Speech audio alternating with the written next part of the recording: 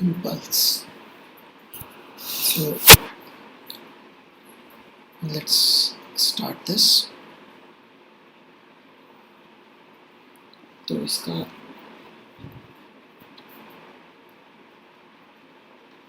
Literal meaning क्या है word impulse का? What does impulse actually mean? तो देखिए, इम्पल्स का मतलब होता है लिटरल इंग्लिश में, राइट, कोई भी चीज बहुत फटाक से हो जाना, जल्दी से हो जाना, something like that, right. In fact, if I check it, तो इम्पल्स का मीनिंग इम्पल्स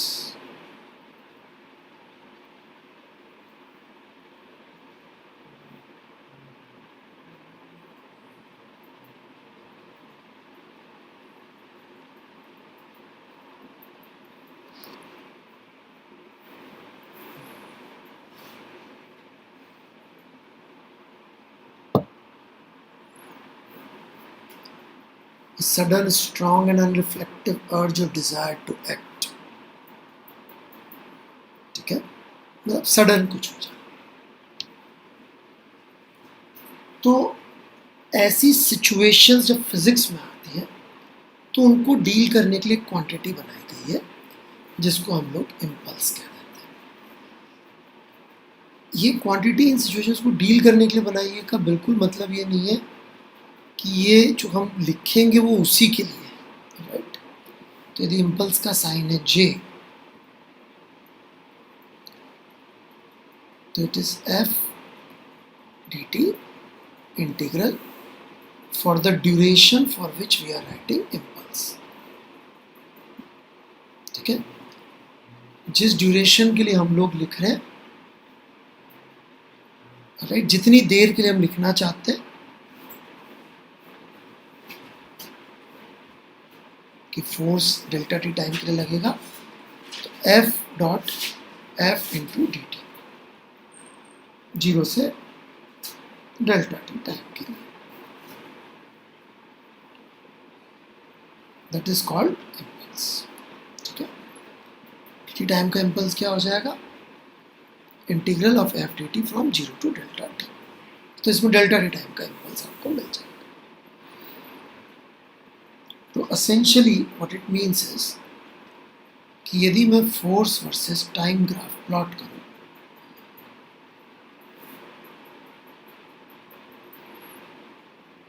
राइट, तो ये उसका, यदि मैंने बोला मुझे यहां से लेकर यहां तक के टाइम के लिए इम्पल्स चाहिए, तो इम्पल्स क्या हो जाएगा? Area under the F T curve from T1 to T2.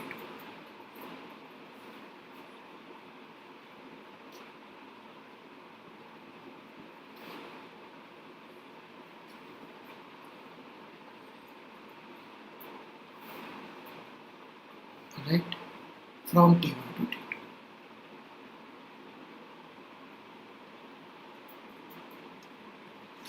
This is impulse.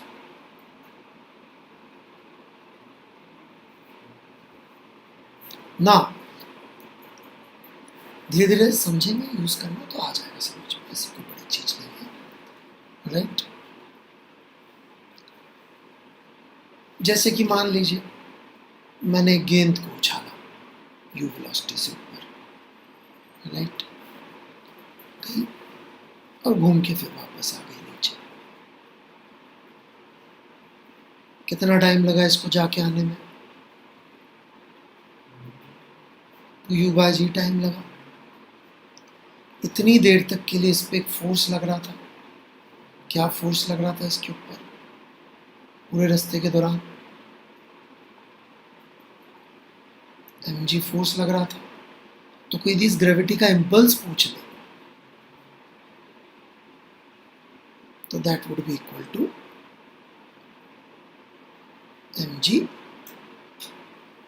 Into time taken. चूंकि यूनिफॉर्म है तो एफ इंटीग्रल से बाहर आ गया. Time is 2u/g। So impulse कितना हो गया इसके ऊपर 2mu for this duration of event जिसके लिए हम लोग बात कर रहे हैं। So this should be fairly easy to understand.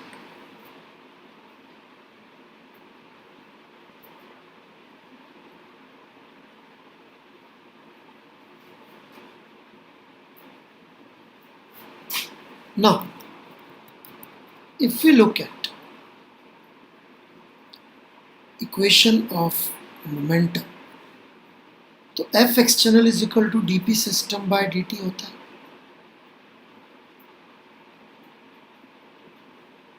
Net F external is equal to dp system by dt। यदि हम इसको दोनों तरफ dt से मल्टीप्लाई कर दें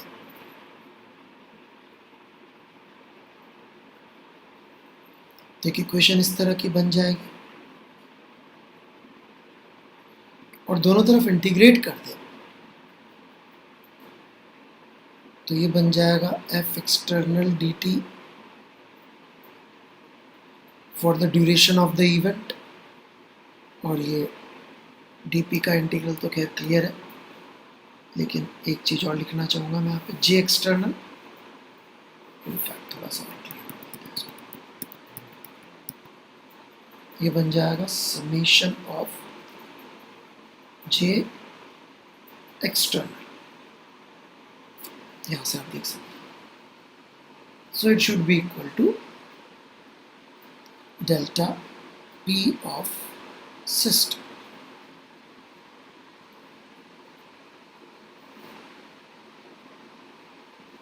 So we have got this equation now, very useful, दोनों ही फॉर्म में,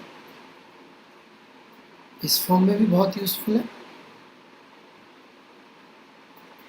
और सीधे सीधे इस फॉर्म में लिख लें integral F external dt is delta P system, तो भी काफ़ी यूजफुल ये इक्वेशन हो जाती है। अब बेसिकली तो हमें सबसे पहले इसका यूज़ करने की इच्छा होनी चाहिए कि इसको कैसे कब कहाँ यूज़ करेंगे, राइट? तो विल ट्राई दैट, लेकिन इसका बेहतर यूज़ समझने के लिए इसमें जो कुछ एक्स्ट्रा चीज़ें हैं वो भी हमें देखनी पड़ेगी, राइट? तो जैसे कि इसका यूज़ समझने की कोशिश करते हैं पहले, क्योंकि डायरेक्टली एक्चुअली इम्पल्स पे बहुत ज़्यादा बात होती है, कम होती है बात, तो हम थोड़ा सवाल ज़बरदस्ती जहाँ पे इक्वेशन यूज़ कर लेंगे वो लेने की कोशिश करते हैं।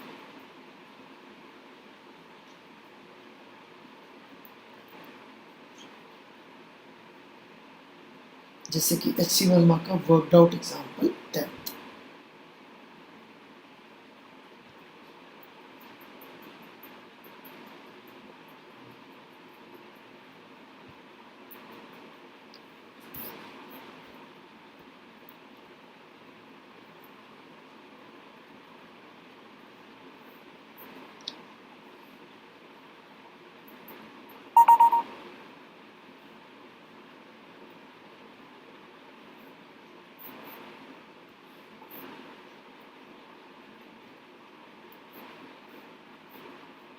तो ये वाला एग्जाम्पल हम डिस्कस कर रहे हैं, ठीक है?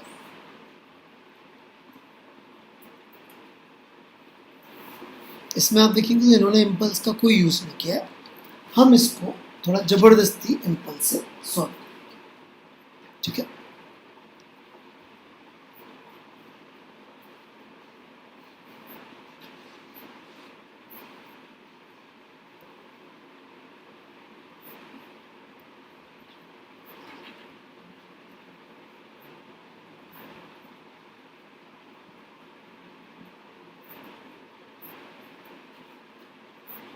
देखिए इसको ज़बरदस्ती कर रहे हैं sorry. Hero western film fires 50 gram bullets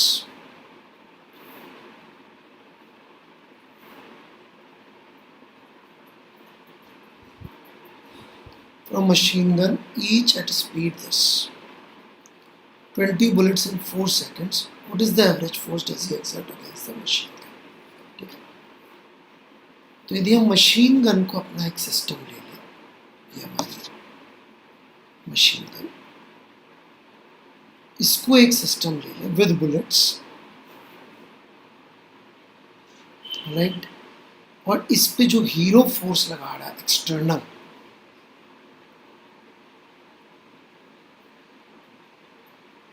वो लिख लें, तो हमारी इम्पल्स मोमेंटम की इक्वेशन कुछ ऐसी दिखेगी, F external into 4 seconds is equal to कितना मोमेंटम में चेंज आया सिस्टम की। तो 50 ग्राम की बुलेट थी, 20 बुलेट फायर करी है, तो 50 इंटू 10⁻³ इंटू 20, ये तो हो गया total mass, into velocity which is 10⁻³ सो ये बेसिकली अपन ने क्या लिखा, ये अपन ने लिखा F delta T is equal to change in momentum of system. So ये एफ डेल्टा टी, ये मोमेंटम मास टोटल 20 बुलेट का और वेलोसिटी, तो इसको यदि आप सॉल्व कर लेंगे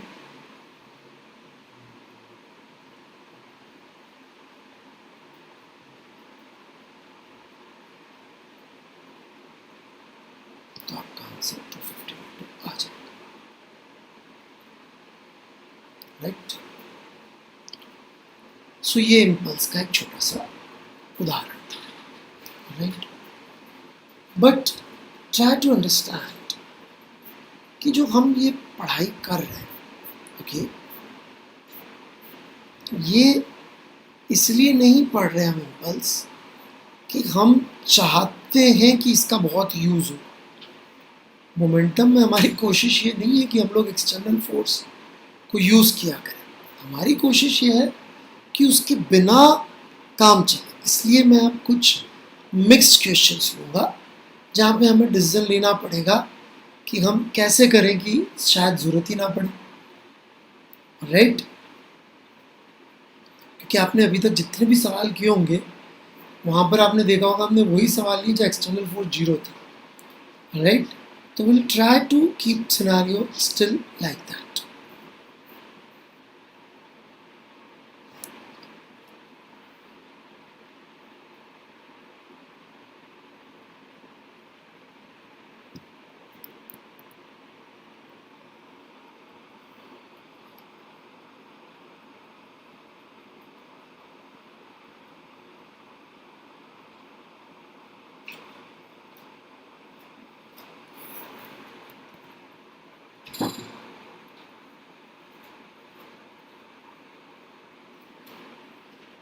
Let's see we have a block here, okay.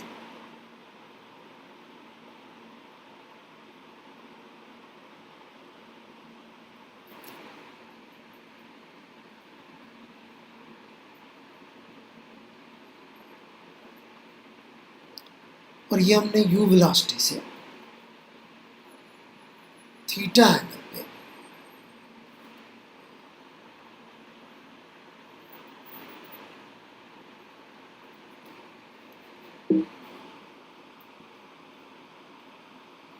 m मास की एक बुलेट फायर करी ऐसे, ठीक है।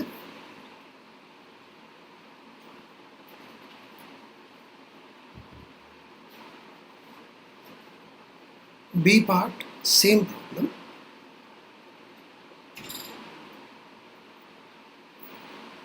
बस इतना सा डिफरेंस है कि नीचे से फायर करी थीटा एंगल पे ऐसे, राइट। तो इन दोनों केसेस में हम जानना चाहते हैं कि यदि बुलेट जाती उसमें फंस जाती है, जैसे टच करी इसमें धंस गई, तो just after collision, right, just after it hits, क्योंकि जस्ट आफ्टर हिटिंग वो उसी में फंस गई, just after hitting combined mass की वेलोसिटी।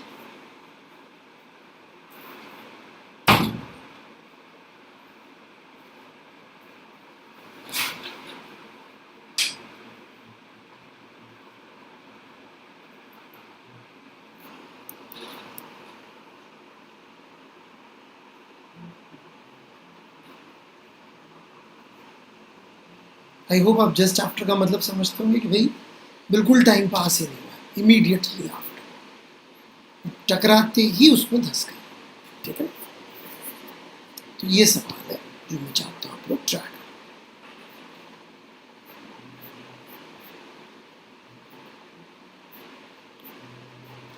तो पॉज कर लीजिए और ट्राई करिए, फिर अपन डिस्कस करते हैं।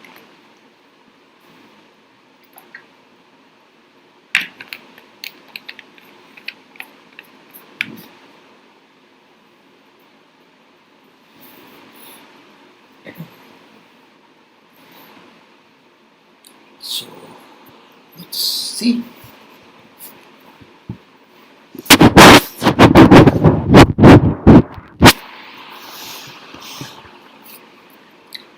तो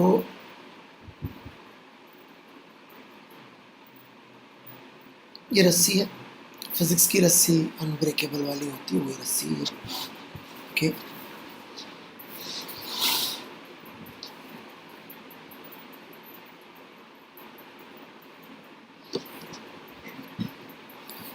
तो ये आके टकरा रहा है इससे, राइट। अब यहाँ पर स्मॉल एम और कैपिटल एम के बीच का जो इंटरेक्शन का फोर्स है, राइट, वो एक बहुत बड़ा इम्पल्सिव फोर्स होगा, बहुत बड़ा इम्पल्सिव फोर्स होगा।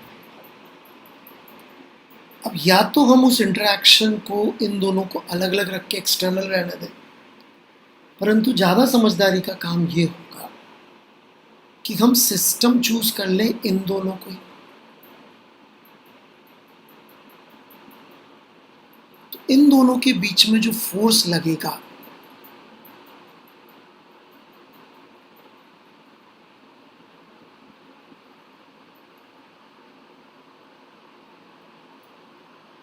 मैंने जे लिख दिया, आप चाहे तो फोर्स लिख देता हूँ, राइट। वो इंटरनल हो जाएगा, वो इक्वेशंस में नहीं आएगा हमारे। घटना तो इम्पल्सिव है, लेकिन to avoid writing that force हम यदि इस लेटर्स को सिस्टम ले लें तो वो इंक्लूड नहीं होगा।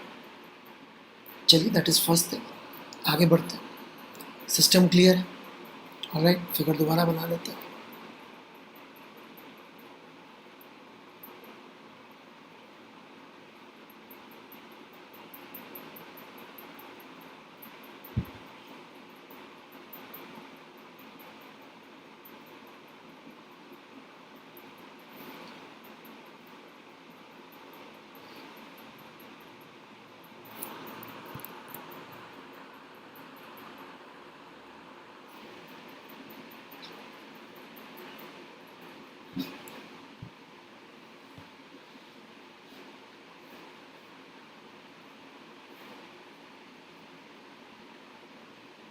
जिससे जाके धस गया इसके अंदर, राइट, थीटा एंगल पे।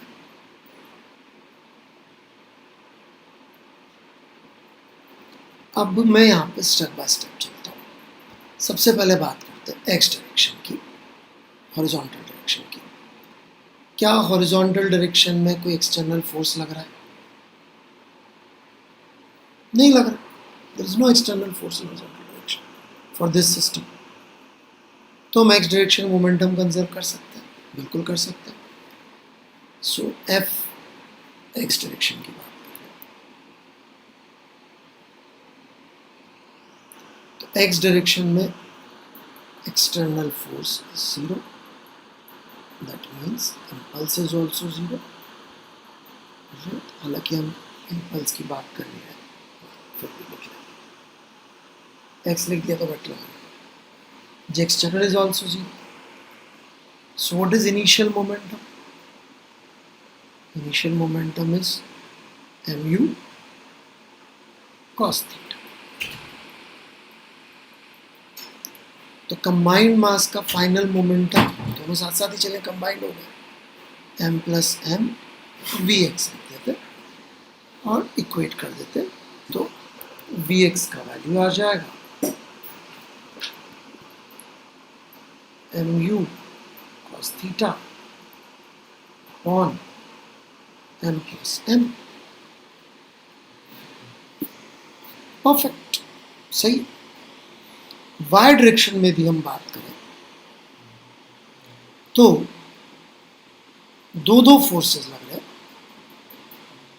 एक फोर्स लग रहा है टेंशन का और एक लग रहा है सिस्टम का वेट m प्लस mg। अब थोड़ा सा पेशेंस रखिएगा। ये जो टेंशन का फोर्स है, जैसे हम इसको जोर से झटका मारेंगे तो tension is a self adjusting force और हमारे को फिजिक्स में ऐसे लगता है कि टूट ही नहीं सकता। मतलब कि ये tension has capability to reach to infinite values. मतलब यदि हम यहाँ पे इस टेंशन फोर्स का ग्राफ बनाएं तो ये टक्कर तक ऐसा था, टक्कर तक ये ऐसा था mg, और टक्कर के वक्त पे एकाएक ऊपर बहुत बड़ी वैल्यू अचीव करेगा और फिर बैलेंस हो जाएगा, right.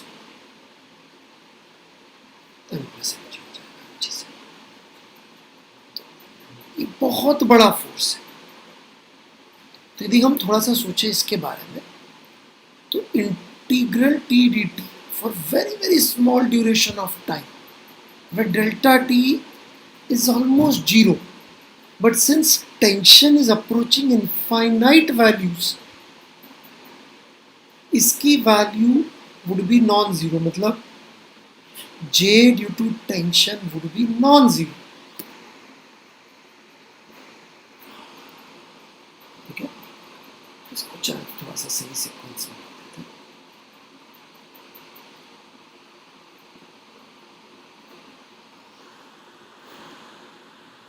This is J due to tension, so this is non-zero। देखिए मेरी बात समझिएगा, बहुत छोटा सा टाइम है लेकिन फोर्स इतनी बड़ी वैल्यू अचीव कर गया है कि छोटे से टाइम में भी ये कुछ फाइनाइट इम्पल्स प्रोड्यूस कर देगा। ये आप देख सकते हैं, झटका लग रहा है इसलिए कह सकते हैं, या कभी कोई चीज़ टक्कर करे, टूटे फूटे, उन सब केसेस में यही होता है कि कॉन्टैक्ट बहुत देर के लिए नहीं रहता, बहुत थोड़ी सी देर के लिए, बट फोर्स बहुत बड़ा लग जाता है, इसलिए टूट फूट जाता है। क्या m प्लस mg के बारे में डिस्कशन करने की जरूरत ही नहीं, इससे दिख गया, क्योंकि उसकी तो वैल्यू फिक्स रहेगी तो बहुत बड़ी लग। मतलब j external is not zero.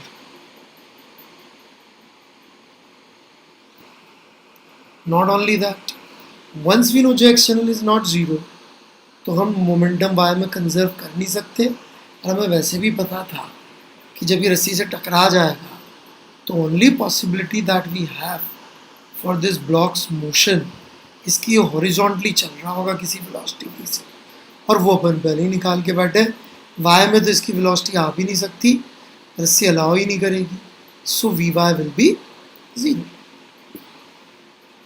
वो रस्सी अलाउ नहीं करेगी, नहीं तो टूट जाएगी रस्सी। फिजिक्स की रस्सी मतलब अनब्रेकेबल रस्सी। Now if we come to question B, वहां पे x के लिए तो ये का ये कहानी रिपीट हो जाएगी, आप लिख लें। y के लिए मैं डिस्कशन शुरू करूँ।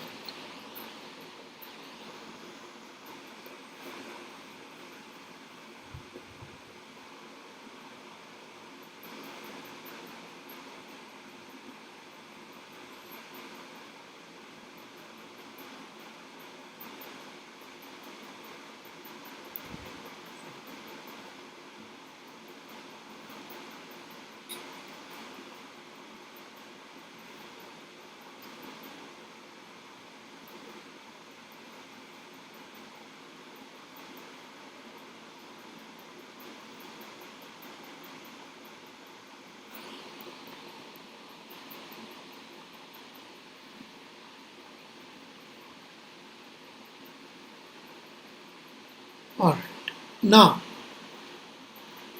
let's start talking about the block again.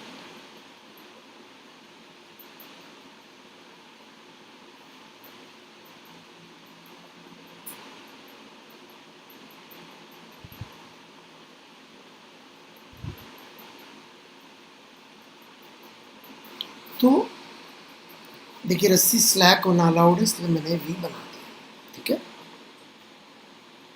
ये एक कंपोनेंट वी एक्स, जो रिजल्ट आया वो देख लो, और ये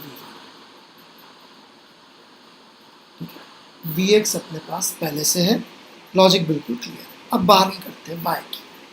क्या वाई डायरेक्शन में फोर्स जीरो है? अब बोलेंगे फोर्स तो जीरो नहीं है, कहाँ से फोर्स जीरो? इस सिस्टम पे यदि आप फोर्स लिखेंगे तो आएगा m plus M G. So force in Y direction is not zero. परंतु मैं आपसे ये कह रहा हूं, लेकिन इस प्रॉब्लम में वाई डायरेक्शन में मोमेंटम कंजर्व किया जा सकता है। बोले सर फोर्स जीरो है, फिर नहीं है, फिर कैसे? समझिए, तो वाई डायरेक्शन में यदि मैं इम्पल्स लिखूं तो वो कुछ ऐसा दिखेगा, m plus M G D T integral from 0 to delta t, where delta t is very very small amount of time। तो इस फाइनाइट नंबर को जब मैं इस बहुत स्मॉल टाइम से मल्टीप्लाई करूंगा, which is almost zero time से मल्टीप्लाई करूंगा, तो what do you expect? Zero. Hence you can conserve momentum। So now you see the use of impulse quantum equation। इस प्रॉब्लम में वाई डायरेक्शन में force zero नहीं है, लेकिन impulse almost zero, तो वाई डायरेक्शन मोमेंटम कंजर्व कर सकते हैं। हो सकता है आपको ये बात 2-3 बार सुननी पड़े, तो आराम से बार बार सुनते रहिए, सोचिए, लिखिए, बट मेरा मानना है कि आपके समझ में आ जाएगा, क्योंकि बिल्कुल क्लियर कट सी बात कि भाई इम्पल्स जो है वो फोर्स इनटू टाइम है, और टाइम यदि बहुत छोटा है और फोर्स फाइनाइट, टाइम इस पहले भी छोटा ही था जब इससे टक्कर हो रही थी, बट उसमें प्रॉब्लम ये थी कि टेंशन लग रहा था, और टेंशन इन्फाइनाइट वैल्यू अचीव कर लेते हैं बहुत छोटे टाइम, तो वहाँ इम्पल्स नॉन जीरो आ जाता था, पर यहाँ जीरो नहीं आएगा। तो वी वाई अपन निकाल सकते हैं, that is M U sine theta upon M plus finished.